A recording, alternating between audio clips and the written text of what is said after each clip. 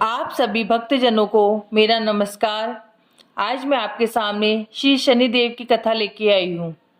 तो शनिदेव की कथा स्टार्ट करने से पहले हम सब मिलकर शनिदेव की जय जयकार करते हैं। जय हो शनिदेव की। आज्ञा दी गुरुदेव ने, दीना शीश झुकाए, कथा कहूँ शनिदेव की, भाषा सरल बनाए। श्री सरस्वती जी के सुमिरन करके, गणपति जी को नमस्कार करके तथा अपने गुरुदेव के चरणों में माथा नवाकर मैं श्री शनिदेव जी की कथा आरंभ करती हूँ।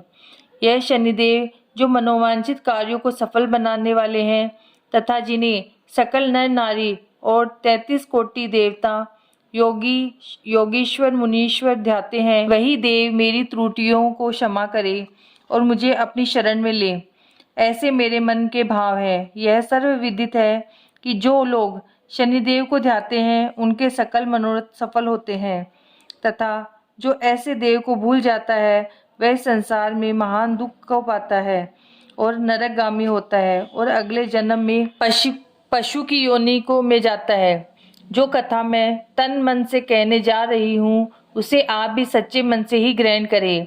एक बार संसार में चहु और पूजे जाने वाले नवग्रह एक स्थान पर एकत्र होकर परस्पर विविध प्रकार से वार्तालाप करने लगे। जब बात इस पर आ पहुंची कि उन 9 ग्रहों में सबसे बड़ा और सर्वाधिक पूजनीय देव कौन है, तो प्रत्येक ग्रह देवता स्वयं को बड़ा कहने लगा। इस बात पर जब बहुत देर तक वाद विवाद होता रहा और कोई निर्णय नहीं हो सका, तो यह तय हुआ कि चलकर इंद्र से ही इसका निर्णय कराना चाहिए। सो वह सभी ग्रह इंद्र के समक्ष उपस्थित हुए। उन सब की बातें सुनकर इंद्रदेव भी सोच में पड़ गए कि किसे छोटा कहे और किसे बड़ा।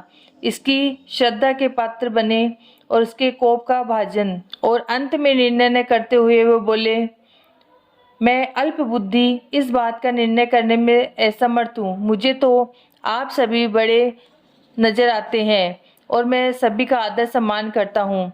इस पर नवग्रह संतुष्ट नहीं हुए और हट करने लगे कि इसका निर्णय आपको अवश्य ही करना चाहिए। देवराज बोले, मृत्यु लोक में अत्यंत न्यायप्रिय राजा विक्रमादित्य राज्य करता है। आप उनके पास जाइए, वह अवश्य ही आपका समस्या का कोई न कोई समाधान कर देगा। इंद्र से निराश होकर नवग्रह मृत्यु लोक में जाने को तत्पर हुए। देवराज इंद्र ने जब उन्हें वहां जाते देखा तो प्रसन्न हो श्वास लिया। इस धर्म संकट से निकलना उनके लिए सचमुच ही बहुत दुष्कर था, पर अपनी चतुराई से उन्होंने अपने ऊपर आए संकट को राजा विक्रमादित्य पर टाल दिया था। उज्जैन नगरी की इन दिनों सारे ही भारत में धाक थी। एक तो वहां राजा विक्रमादित्य के दरबार में बड़े बड़े ज्ञानवान लोगों का जमावड़ा रहता था, दूसरी उस न्यायप्रिय राजा के न्याय से उज्जैन नगरी का सारे भारत में डंका बजता था। स्वर्ग में जब नवग्रहों का निर्णय न हो पाया तो वह अपने अपने विमानों पर आरूढ़ हो मृत्यु लोक में आ उतरे। ठीक उसी समय वह राजा विक्रमादित्य का दरबार ठसाठस भरा हुआ था। तब नवग्रह वहां जा पहुंचे। नवग्रह को इकट्ठे देखकर विक्रमादित्य अपने सिंहासन से उठ खड़े हुए और सभी देवों से सम्मान पूर्वक आसन ग्रहण करने का अनुरोध करने लगे। उनमें से किसी ने भी आसन ग्रहण नहीं किया।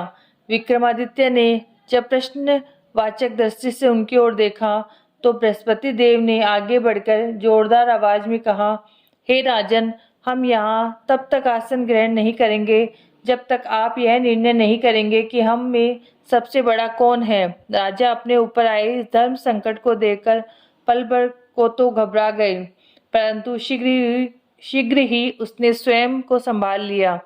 उसने अपने मन में एक युक्ति सोच ली। दरबार में छोटे छोटे आसनों की एक पंक्ति प्रवेश द्वार तक चली गई थी। राजा ने इन लोगों से कहा, आप यहाँ पर आसन ग्रहण कीजिए और मैं सोचकर अभी आपका निर्णय करता हूँ। यह कहकर राजा अपने सिंहासन पर बैठ गया।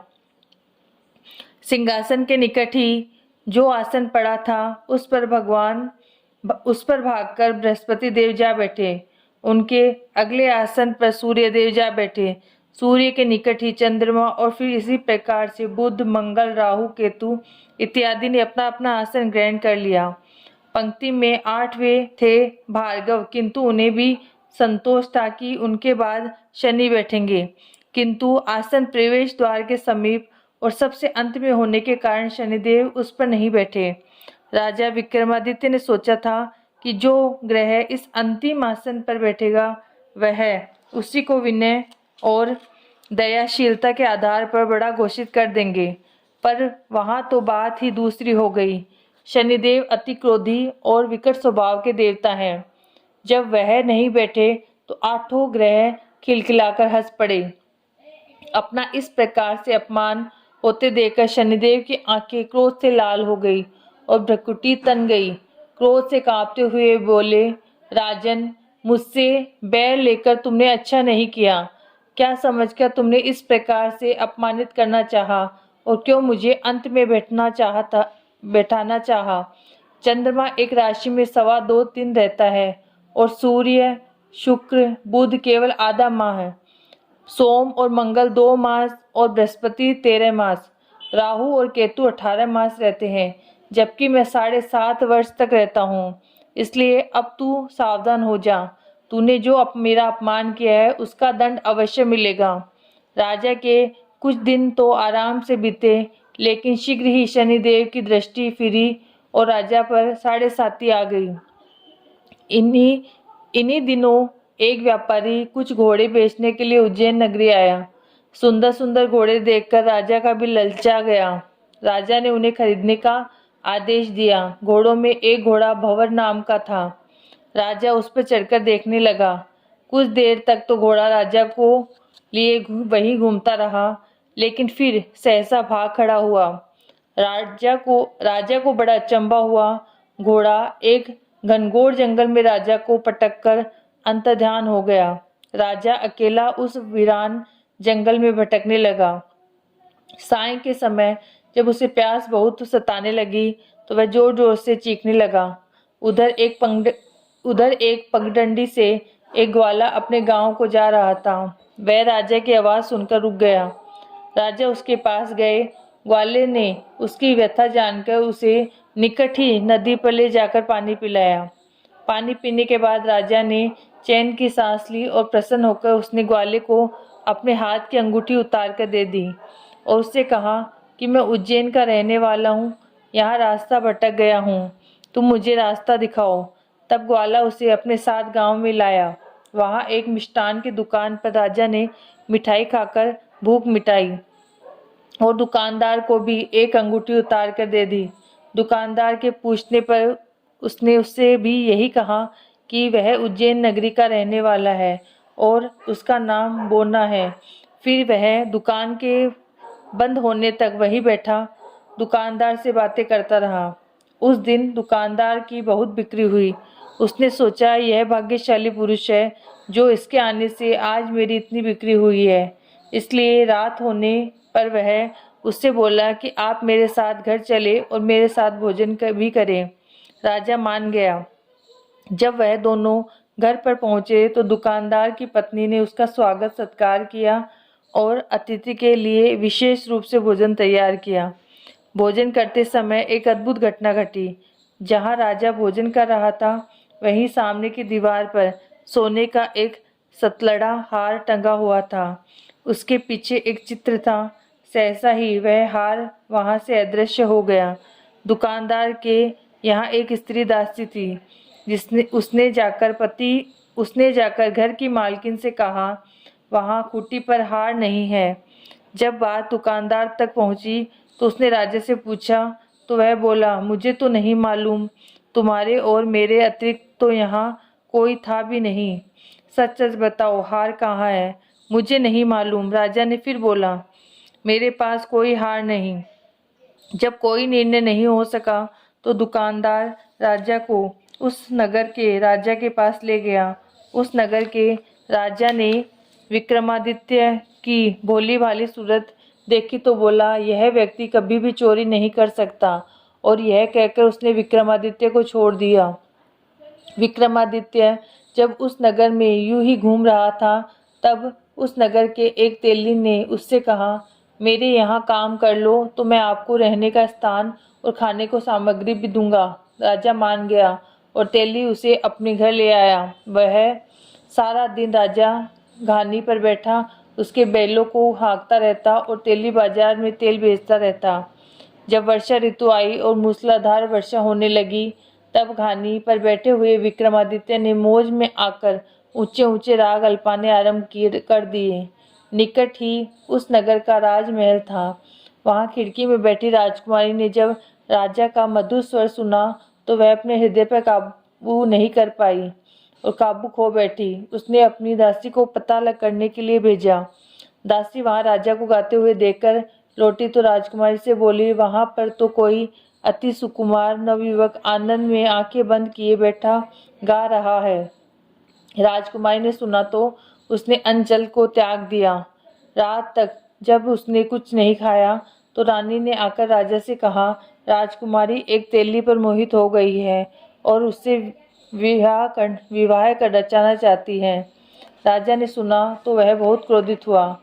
उसने तेली के घर से विक्रमादित्य को बुलाया और उसके हाथ काटकर जंगल में फिकवा दिया।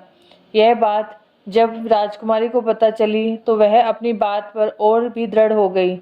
बोली, मैंने तो अब उसी को वर मान लिया है। वह चाहे कैसा भी हो, विवाह उसी से करूंगी। बेटी की हट देखकर लाचार हो राजा ने दोबारा विक्रमादित्य को नगर में बुलवाया और उससे राजकुमारी का साधारण ढंग से विवाह संपन्न करा दिया और एक छोटा सा मकान दोनों को रहने के लिए दिया। दोनों वहीं रहने लगे। एक दिन जब विक्रमादित्य सोया था तो स्वप्न में उसे शनिदेव नजर आए। विक्रमादित्य ने उनको नमस्कार किया और क्षमा याचना की। शनिदेव ने उसे आशीर्वाद दिया और बोले, अब तुम्हारी 7.5 खत्म हो गई है। राजा बोला, मुझसे जो गलती हुई है उसके लिए मुझे क्षमा कर दीजिए। शनिदेव ने मुस्कुराकर आशीर्वाद दिया तो राजा की दोनों बाजुएं पुनः पहले जैसी हो गई। राजा ने अपनी पत्नी राजकुमारी को रात को जगाया नहीं। वह रात को उसके गले में अपनी बाहें डालकर सो गया। सुबह राजकुमारी की आंख खुली तो उसने अपनी गर्दन में बाहें पड़ी देखी। वह चौंक कर उठ बैठी, लेकिन शीघ्र ही विक्रमादित्य ने जाकर उसको आश्चर्यचकित कर दिया। जब उस नगर के राजा को यह बात मालूम हुई तो वह भागा भागा आया और उस अपंग को फिर स्वस्थ देखकर चकित रह गया। उससे भी विक्रमादित्य ने यही कहा कि यह सब शनिदेव की कृपा का फल है। विक्रमादित्य ने अपना वास्तविक परिचय भी उस राजा को दिया और सारा किस्सा विस्तार से सुनाया। सुनते ही राजा विक्रमादित्य के चरणों में गिर गया और क्षमा याचना करने लगा। यह खबर शीघ्र ही सारे गांव में फैल गई।